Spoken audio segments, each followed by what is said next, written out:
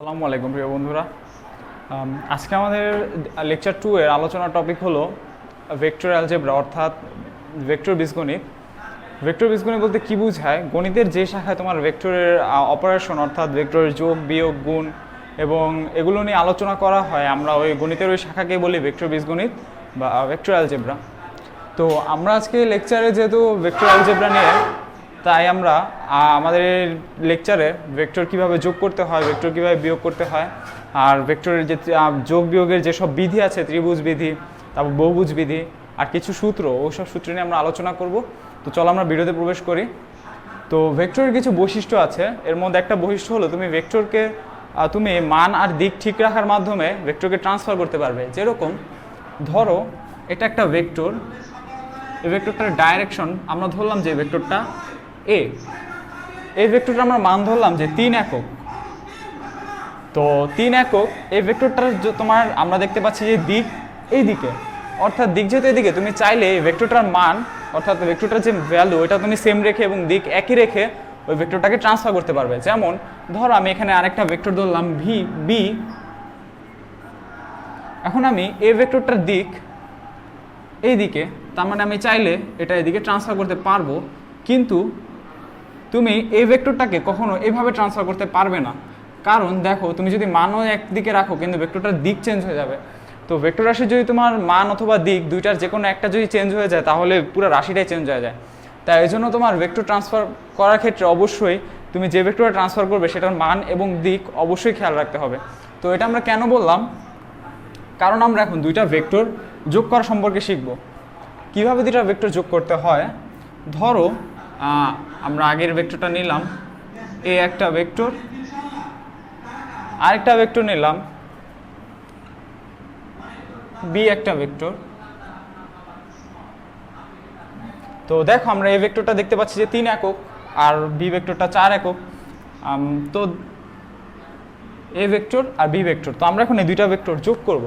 তো কিভাবে যোগ করব? দেখো আমরা জানি কি ভেক্টরের দুইটা পয়েন্ট থাকে, একটা ভেক্টরের দুইটা পয়েন্ট থাকে। আর ভেক্টরটা যেখান থেকে শুরু হয় এটাকে আমরা বলি স্টার্টিং পয়েন্ট, আর ভেক্টরটা যেখানে শেষ হয় সেটাকে আমরা বলি এন্ড পয়েন্ট বা শেষ বিন্দু। এটা আদি বিন্দু আর এটা শেষ বিন্দু। তো দেখো আমরা যখন একটা ভেক্টরকে আরেকটা ভেক্টরের সাথে যোগ করব তখন অবশ্যই আমার এই দুটো সম্পর্কে খেয়াল রাখতে হবে। যেমন ধরো আমি A plus B, A vector plus B vector, এটা আমি বের করব। তো দেখো আমরা প্রথমে এই ভেক্টরটা লিখি, আমরা এই ভেক্টরটা লিখলাম। তো দেখো এই ভেক্টরটা যে আমরা এখানে নিলাম, দেখো এটা কিন্তু আমি দিক একই দিকে নিছি এবং এটার ভ্যালু সেম নিয়েছি। তো সেম নেওয়ার পরে দেখো এটা কিন্তু এটা স্টার্টিং পয়েন্ট আর এটা এন্ড পয়েন্ট। তো দুইটা ভেক্টর দুই বা ততোধিক ভেক্টর যোগ করার শর্ত হলো যে তোমার প্রথম ভেক্টরের শেষ বিন্দু এবং দ্বিতীয় ভেক্টরের আদি বিন্দু আমাকে কানেক্ট করতে হবে। আর সেমভাবে তোমার আমি যদি তৃতীয় কোনো ভেক্টর আনতে চাই, তার মানে দ্বিতীয় ভেক্টরের শেষ বিন্দুর সাথে তৃতীয় ভেক্টরের আদি বিন্দু আমাদের কানেক্ট করতে হবে। তো দেখো এ ভেক্টরের শেষ বিন্দু এইটা আর বি ভেক্টরের আদি বিন্দু এইটা, তার মানে আমি বি ভেক্টরটা এখানে ট্রান্সফার করতে পারি। তো আমি বি ভেক্টরটা এখানে ট্রান্সফার করি।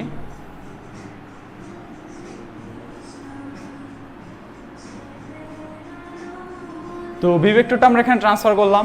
তো দেখো এখানে আমি এ ভেক্টরের শেষ বিন্দুতে বি ভেক্টরের আদি বিন্দু এখানে বসাইছি। তো এখানে যদি আমি আরেকটা ভেক্টর নিতাম তাহলে অবশ্যই বি ভেক্টরের শেষ বিন্দুতে আমরা ওই আগের পরের ভেক্টরের শেষ বিন্দুটা আমি অবশ্যই এখানে বসাতাম। তো দেখো আমি এ আর বি এই দুইটা ভেক্টরটা আমি যোগ করব। তো দেখো আমি তোমাকে ধরলাম যে তুমি প্রথমে এই পয়েন্টে আছো, আমরা এই পয়েন্টের নাম দিলাম এ। তুমি এই পয়েন্ট থেকে এই পয়েন্টে আসছো, তোমার সরণ হলো এখানে 4 মিটার। এরপরে দেখো যে আমরা ধরলাম যে তুমি এই পয়েন্ট থেকে এই পয়েন্টে গেছো, আমরা এটা 3 মিটার ধরি যেহেতু আমি 3 একক। আর ধরলাম যে তুমি বি পয়েন্ট থেকে সি পয়েন্টে আসছো, তোমার সরণ ধরলাম আমরা এখানে 3 মিটার।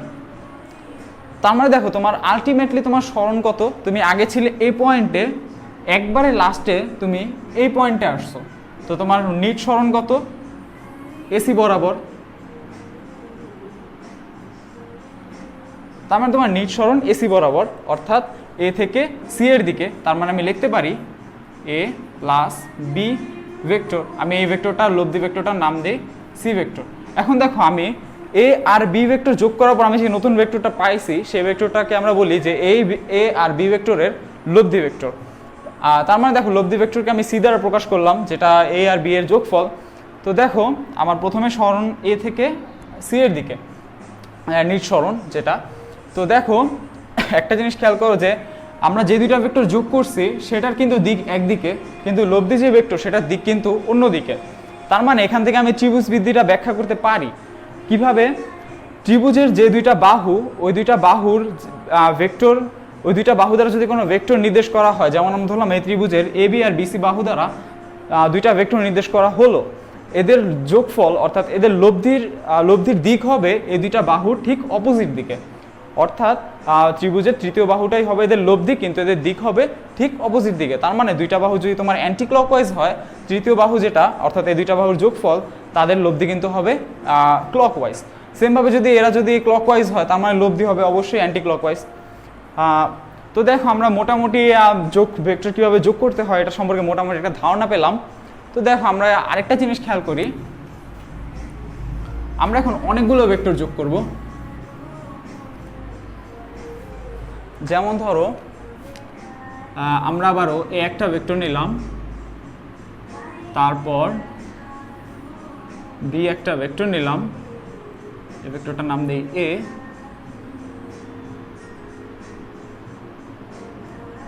আমরা ধরলাম এটার মান অর্থাৎ 4 একক। আর সি আরেকটা ভেক্টর নিলাম, এটা ধরলাম 5 একক। তো দেখো আমরা এখানে 3টা ভেক্টর নিয়েছি। তো এখন আমরা 3টা ভেক্টর কিভাবে যোগ করব। তো ধরো আমি প্রথমে এ ভেক্টরটা এখানে ট্রান্সফার করি।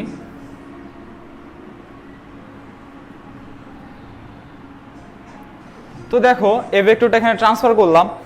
তো এই ভেক্টরের যে শেষ বিন্দু, আমরা বি ভেক্টরটা যখন এটার সাথে যোগ করবো, অবশ্যই বি ভেক্টর আদি বিন্দুতে আমরা এখানে বসাবো। তার মানে আমরা বি ভেক্টরের দিক বরাবর এখানে বি ভেক্টরটা বসালাম। তো দেখো এখানে আমি বি ভেক্টরটাও কানেক্ট করলাম। তো দেখো এখানে সি ভেক্টর যেটা, আমি এখন সি ভেক্টরটা যদি আমি এটার সাথে যোগ করতে চাই, সি ভেক্টরের যে স্টার্টিং পয়েন্ট আমরা বি ভেক্টরের এন্ড পয়েন্টে অবশ্যই যোগ করতে হবে। তো আমি এখন সি ভেক্টরটা এখানে ট্রান্সফার করব, দিক একই দিক রেখে এবং মান অবশ্যই একই দিকে রেখে। তো আমি এটা এখানে ট্রান্সফার করলাম।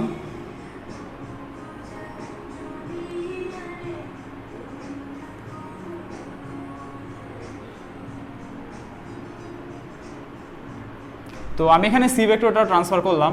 তো এখন আসো যে এই 3টা ভেক্টরের লব্ধি অর্থাৎ লব্ধি হবে কোন দিকে। তো একটা জিনিস দেখো যে তুমি ধরো এই বিন্দু থেকে যাত্রা শুরু করে তুমি এই বিন্দুতে আসছো, তোমার সরণ হলো 3 মিটার। তারপর তুমি এই বিন্দু থেকে যাত্রা শুরু করে অর্থাৎ বি বিন্দু থেকে যাত্রা শুরু করে সি বিন্দুতে আসছো, তোমার সরণ হলো 4 মিটার। তুমি সি বিন্দু থেকে যাত্রা শুরু করে ডি বিন্দুতে আসছো, তোমার সরণ হলো 5 মিটার। এখন দেখো তোমার আলটিমেট সরণ কত। তুমি আগে ছিলে এ বিন্দুতে এবং পরে তুমি আসছো এ বিন্দুতে, তার মানে তোমার আলটিমেট সরণ এ থেকে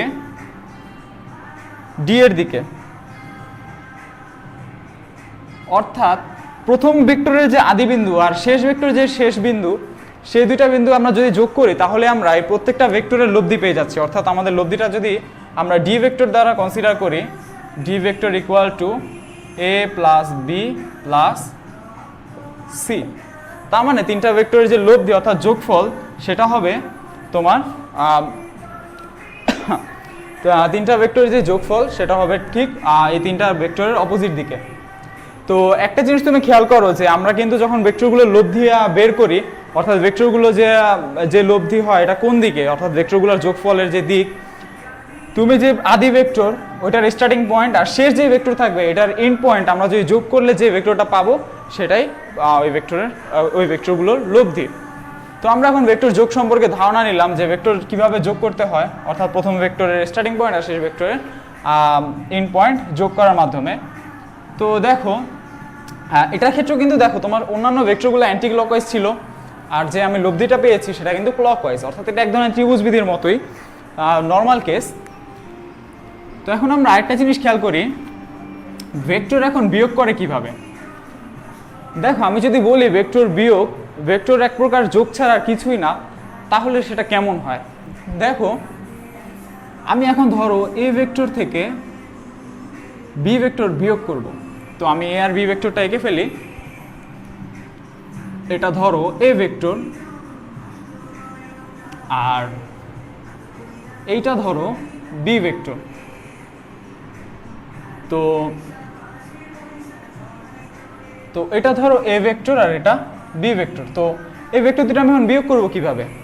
দেখো, আমি যদি এটাকে ভেক্টর যোগের ফরমেশনে আনতে পারি তাহলে কি আমাদের বিয়োগ করা ইজি হয় না? তো কিভাবে? দেখো, A vector plus minus B vector, আমি এটাকে এভাবে লিখতে পারি, অবশ্যই লিখতে পারি।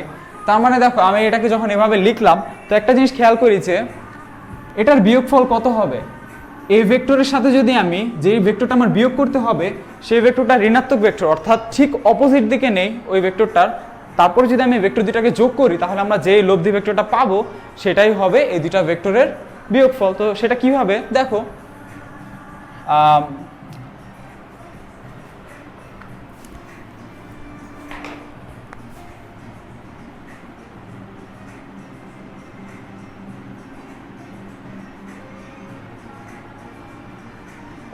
তো সেটা কিভাবে? দেখো, আমি এই ভেক্টরটা এখানে লিখলাম,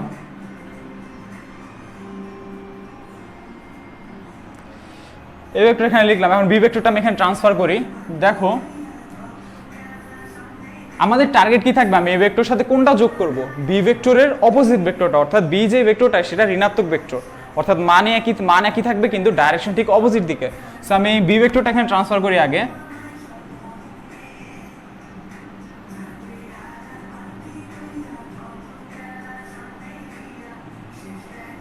দেখো, বি ভেক্টরটা আমি ট্রান্সফার করলাম।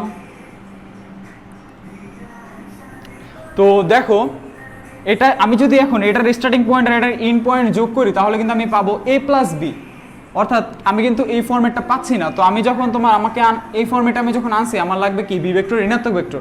তো বি ভেক্টর ঋণাত্মক ভেক্টর হবে ঠিক ভেক্টরটার অপোজিট দিকে, অর্থাৎ এই ভেক্টরটার দিক দেখো এই দিকে, আর আমি যে ঋণাত্মক ভেক্টর নেব সেটার দিক এই দিকে। মান একই থাকবে কিন্তু জাস্ট ডাইরেকশন একই দিকে। আমরা ঋণাত্মক ভেক্টরের সংজ্ঞা লেকচার 1-এ শিখছি। সো আমি এটা লিখতে পারি মাইনাস বি ভেক্টর। তার মানে দেখো, এখন এই দুইটা ভেক্টর দেখো আমি পেলাম। এখন দেখো, এই ভেক্টর স্টার্টিং পয়েন্ট আর এই ভেক্টর এন্ড পয়েন্ট যদি আমরা যোগ করি তাহলে কিন্তু আমি এই দুইটা ভেক্টরের লব্ধি পাচ্ছি, অর্থাৎ এ প্লাস মাইনাস বি। তার মানে দেখো, ভেক্টর বিয়োগ কিন্তু এক প্রকার যোগের মতোই। তুমি যে ভেক্টরটা বিয়োগ করতে হবে, আমি জাস্ট ওই ভেক্টরের ঋণাত্মক ভেক্টরটা নিয়ে যদি আমি একটা ভেক্টরের সাথে যোগ করি, তারপর যে লব্ধি ভেক্টরটা পাবো সেটা কিন্তু আলটিমেটলি আমাদের ভেক্টরের বিয়োগফলটা নির্দেশ করছে। সো দেখো, আমরা ইজিলি এটা জানলাম যে ভেক্টর কীভাবে বিয়োগ করতে হয়। সেমভাবে তুমি যদি ধরো অন্য একটা ভেক্টর তুমি এই দিকে নিলে কোনো সমস্যা নেই, তুমি ঋণাত্মক ভেক্টর নিয়ে জাস্ট লব্ধি বের করার মাধ্যমে তুমি বিয়োগ করতে পারো, কোনো সমস্যা নেই। বিয়োগের ক্ষেত্রে তোমার একটা টার্গেট থাকবে, তুমি যে ভেক্টরটা বিয়োগ করবে অবশ্যই সেটা ঋণাত্মক ভেক্টরটা নিয়ে যোগ করলেই হয়ে যায়। সো দেখো, এই ভেক্টর আমরা ভেক্টরের যোগ বিয়োগ সম্পর্কে ধারণা নিলাম, ত্রিভুজ বিধি আর বহুভুজ বিধি সম্পর্কে। তো একটা জিনিস আমাদের জানা লাগবে যে ভেক্টর যোগ বিয়োগ কিন্তু, আচ্ছা তার আগে ভেক্টর কিছু সূত্র জেনে নেই।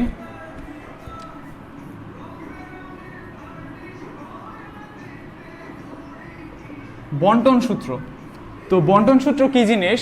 ধরো, আমি দুইটা ভেক্টর এ প্লাস বি নিলাম, অর্থাৎ এ ভেক্টর আর বি ভেক্টর নিলাম, এদের আমি লব্ধি বের করলাম।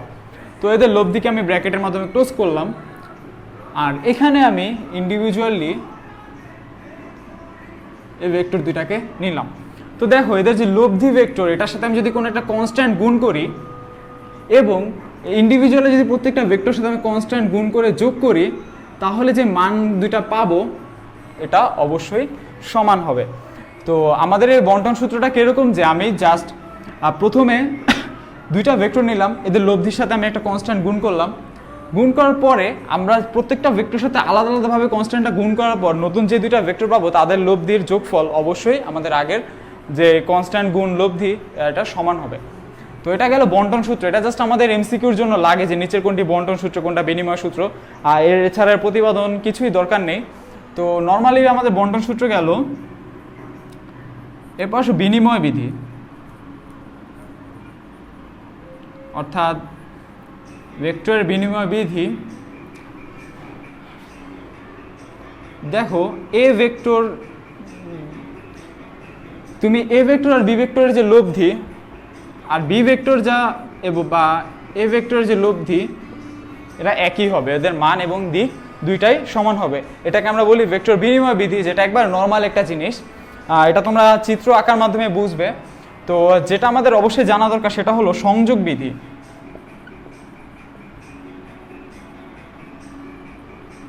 সংযোগ বিধি মানে বোঝাচ্ছে যে কানেক্টেড, অর্থাৎ তিনটা ভেক্টরই তিনটার সাথে কানেক্টেড থাকবে। কিরকম?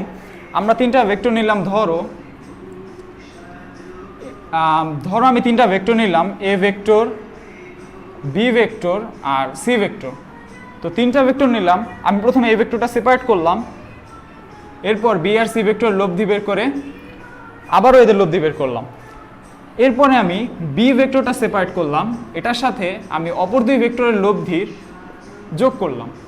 এরপর আমি সি ভেক্টরটা সেপারেট করলাম, সি ভেক্টর সেপারেট করার পরে অপর যে দুই ভেক্টর আমি এদের লব্ধি যোগ করলাম।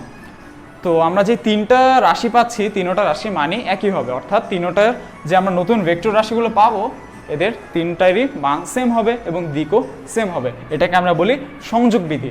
তো আমাদের জাস্ট এই তিনটা মাথায় রাখা অনেক জরুরি, যে কোনটা সংযোগ বিধি, কোনটা বন্টন বিধি বা কোনটা বিনিময় বিধি। কারণ এগুলো এমসিকিউতে জাস্ট এভাবে আসে, নিচের কোনটি সংযোগ বিধি মেনে চলছে, কোনটা বিনিময় বিধি মেনে চলছে। কিন্তু এছাড়া তোমার এই সূত্র প্রতিপাদন বা এই সূত্রগুলো কীভাবে আসছে এগুলো দরকার নেই, এগুলো বইয়েই দেওয়া আছে। তো আমাদের জাস্ট এটা মাথায় রাখলে হবে। তো বন্ধুরা, আমরা আমাদের এই লেকচারে ভেক্টর যোগ, ভেক্টর বিয়োগ এবং ভেক্টরের কিছু সূত্র সম্পর্কে জানলাম। আমরা আমাদের আগামী লেকচারে ভেক্টরের সামান্তরিক সূত্র এবং আরও বিভিন্ন প্রকার যেসব টপিক আছে সেসব টপিক বিস্তারিত আলোচনা নিয়ে আসবো। তো আজ এই পর্যন্তই। আসসালামু আলাইকুম।